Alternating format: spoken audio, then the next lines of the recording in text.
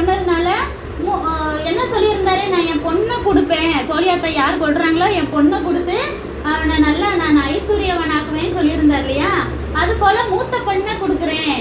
அவளோட மூத்த பெண்ணு பேரு மேராப். சொல்லுங்க, மேராப். அவளை நான் கல்யாணம் பண்ணி வைக்கிறேன்னு சொல்லி நிச்சயதார்த்தம்லாம் பண்ணி கல்யாணம் பண்ண போற நேரம் வேற ஒருத்தனுக்கு கல்யாணத்தை பண்ணி வச்சிருவார். அது தாவீதுக்கு எவ்வளவு இன்சல்ட்டா இருக்கும். ஆனா ரெண்டாவது பொண்ணு மீகாள். சொல்லுங்க, மீகாள். அவ நான் தாவீதை தான் கல்யாணம் பண்ணுவேன், நான் அவரை தான் நேசிக்கிறேன்னு சொல்லி அவ பண்ணிக்குவா. சரியா? அப்ப இப்ப யோனத்தான் தாவீதுக்கு என்ன உறவு?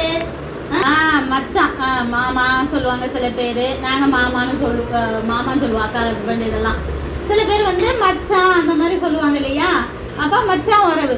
எப்பயுமே சில பேர் எப்படின்னா ஃப்ரெண்டா இருக்கும்போது கூட நல்லா பழகுவாங்க. சொந்தக்காரங்களை ஆன பிறகு என்ன செய்வாங்க, சண்டை போடுறது, நான் தான் வசதி நீ தான் வசதின்னு பேசுவாங்க. ஆனா அந்த யோனத்தான் அப்படி இல்லை, கடைசி வரைக்கும் நல்ல உண்மையா இருந்தவர். சரியா? அப்போ இப்ப சவுல் பொறாமைனால என்ன செய்யறாரு, தாவீதை கொல்றதுக்கு பிளான் பண்ணிட்டே இருக்காரு.